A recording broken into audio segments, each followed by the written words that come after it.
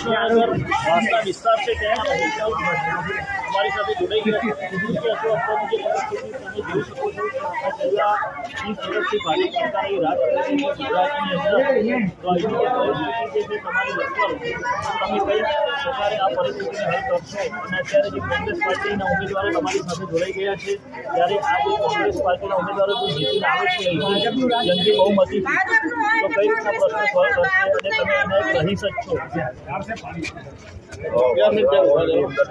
અમદાવાદ શહેરની અંદર તો પહેલાં તો અહીંયા પહેલી વખત મોદીશ્રીની અંદર માલધારી બેઠે છે. આ જે માલધારીઓ છે બરાબર છે એ લોકોના જે ઢોર ઢાકર હોય બહાર રખડવાના હતા બહાર રખે લોકો એ વસ્તુ બરાબર છે પણ જે લોકોનો જે પોતાના પ્રાંગણ હોય પોતાના પ્રાંગણ ઉપર બી આ લોકો એ લોકોને પોતાના ઢોર ઢાકર બાંધવા દેતા નથી. બીજી વસ્તુ કે બેને જેમ વાત કરી એમ કે અમારી જે સમસ્યા આજે તમામ શ્રમ વિસ્તાર છે 30 વર્ષથી અહીંયા મ્યુનિસિપલ કોર્પોરેશન અંદર ભાજપની સરકાર છે એની અંદર શ્રમ વિસ્તારની અંદર એ લોકો ઓરમાયું વર્તન રાખે છે. અમે અહીંયા કેપિટલ બજેટમાંથી કોર્પોરેટરના બજેટમાંથી નહીં જે કંઈ સુવિધા આપી છે હિંમતસિંહ મહેલ હતા ત્યારે 2004ની અંદર આખા વાસણા વોર્ડની અંદર ઉત્તાનગર પ્રવીણનગર વડજારાવાડ જ્યોતિનગર સોમેશ્વર સુરાયનગર આ બધા વિસ્તારની અંદર કોંગ્રેસની સરકારમાં કોંગ્રેસની કોર્પોરેશનમાં સુવિધા આપી છે. આ લોકો એવું સમજે છે કે શ્રમ વિસ્તારના અમારે વોટ થતા નથી અમારે તમારી જરૂર નથી ક્યારેય ચૂંટાયેલા પ્રતિનિધિ શ્રમ વિસ્તારની મુલાકાત લેતા નથી. શ્રમ વિસ્તારના લોકો ત્યાં ફરિયાદ લઈ જાય અત્યારે મધ્યમ વર્ગ ગરીબ વર્ગની એટલી પરિસ્થિતિ છે અમદાવાદની અંદર તમે જો મહત્તમ મોટા ભાગની સરકારી સ્કૂલો બંધ થઈ ગઈ. આજે હમણાં જે મુદ્દો હતો કે અમારા એલિસબ્રિજ વિસ્તારના ધારાસભ્ય એની સામે સ્કૂલ છે જે 24 કલાક ત્યાં બેસે છે ત્યાં એક દિવાલ હતી સર્જરી એને અમે વારંવાર રજૂઆત કરવા છતાં કોર્પોરેશનના અધિકારીઓને એની દિવાલ કરવા નથી કેમ કે ત્યાં મધ્યમ વર્ગના લોકો એના બાળકો ભણે છે એ મરી જાય તો એને વિકાસ તમે જોઈ લો કે આખા ગુજરાતની અંદર હરણીકાંડ થયો મચ્છુ બ્રિજ થયો બરાબર છે. આ બધા જે અમદાવાદની અંદર આટકેશ્વર બ્રિજ આરટીઓ બ્રિજ આ બધા ભ્રષ્ટાચાર કરેલા છે કોઈ આ સુવિધા નથી અને વિસ્તારની વાસણા વોર્ડની અંદર આખા અમદાવાદની અંદર મધ્યમ વર્ગ દલિતો વસ્તુ એનું કોઈ નથી. કોંગ્રેસ આવશે તો વિકાસ થશે અને આ લોકોને લાભ મળશે. તમે જે ઢોર ઢાકરની વાત કરી કે ઢોર ઢાકર રસ્તા ઉપર પ્રચારતા હોય તો પછી અકસ્માતનો તો બનાવ બને તો પછી એની જવાબદારી રોડ ઉપર રસ્તા ઉપર ઢોર ઢાકર રખડતા હોય બરાબર છે એની જવાબદારી માલધારીઓ બરાબર પણ હવે તો માલધારીઓ એના જે પોતાના પ્રાંગણની અંદર આ લોકો મૂકવાની તો ત્યાં જઈને કેસ કરે છે દસ્તાવેજવાળી જગ્યા માંગે છે બરાબર છે. હવે અહીંયા સ્લમ વિસ્તારમાં ક્યાં દસ્તાવેજો બને કયો તો વિચરતી જાતિ છે ફરતી જાતિ છે બરાબર છે. હવે એની પાસે ક્યાં એટલા બધા પૈસા હોય છે કે દસ્તાવેજવાળો પ્લોટ લીધે અહીંયા રાખી શકે તો એ લોકોનું જીવન ધોરણ કેવી રીતના ચાલે. અથવા સરકાર જેમ ઉદ્યોગપતિઓ માટે નવી નવી સ્કીમ લાવી રહી છે એમ આ લોકો માટે લાવે. ઢોર ઢાકર પણ આપણા જીવનનું એક અભિન્ન અંગ છે અને અગર તમે માલધારીઓ માટે આ કાયદો લાવો છો તો એમના માટે બીજી સુવિધા ઊભી કરી શકે એટલી સરકારમાં સક્ષમતા હોવી જોઈએ અને એ સક્ષમતા અને એ સમસ્યાના સુધારા સાથે જ તમે કંઈ વસ્તુ કરી શકો. અગર તમે રોડ ઉપર રસ્તે તમને ઢોર ઢાકરથી એક્સિડન્ટનો ભય છે તો એમને કોઈ એવો પ્લોટ એવી જગ્યા પાડવો કે જે ખરીદી શકે અથવા ત્યાં પોતાના ઢોર ઢાકર રાખી શકે. કોઈ વિધવા માલધારી લેડીઝ છે અગર એમના ઘરે એમના પતિનું કે કોઈનું મૃત્યુ થાય તો વિધવા નારી ક્યાં આગળ નોકરી કરવા જશે. કમસે કમ 2 ઢોર રાખા પોતાના ઘરની આસપાસની જગ્યામાં રાખી અને પોતાનું જીવન નિર્વાહ તો કરી શકશે. હવે આમાં ખોટું શું છે? ઉદ્યોગપતિઓ માટે મોટી મોટી લોન મોટી મોટી યોજનાઓ હોય તો શું નાના માણસો માટે કોઈ યોજના જ નથી બની અથવા એનું કોઈ માળખું જ નથી?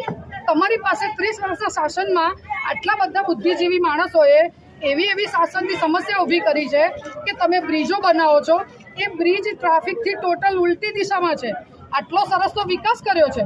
આ વિકાસ કર્યો છે કે વિકાસના નામે લોકોને ગાંડા કર્યા છે એનો જવાબ તો સરકારથી વધારે કોઈની પાસે નહીં હોય.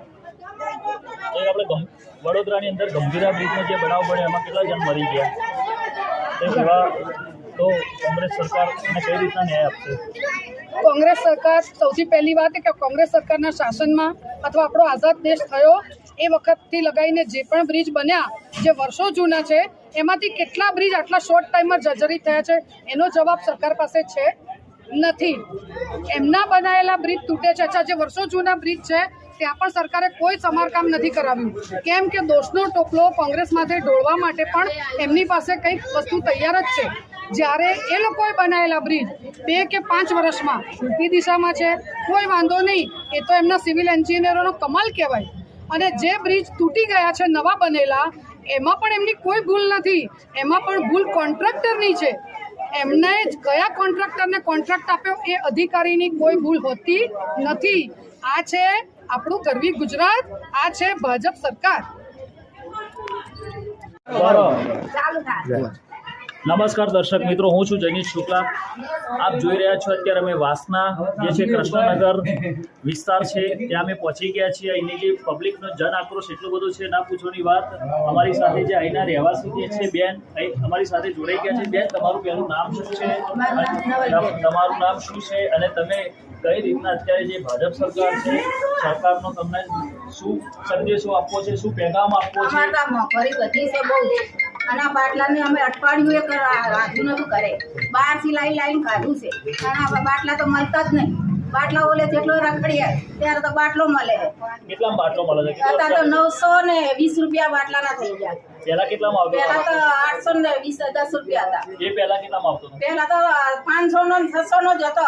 આવ્યો ત્યારે તો, અને અત્યારે તો કેટલી મોંઘવારી છે, તો ખાય શું માણસો? આજથી લગભગ તમે જુઓ યુપીએ સરકાર હતી કોંગ્રેસની, જ્યારે મનમોહન સિંહ હતા વડાપ્રધાન, એ વખતે બાટલો કેટલા મળતો હતો? ત્યારે તો હાવ સસ્તો હતો, 300 નો જ હતો, 300 નો જ હતો, અને અત્યારે તો 920 રૂપિયા છે.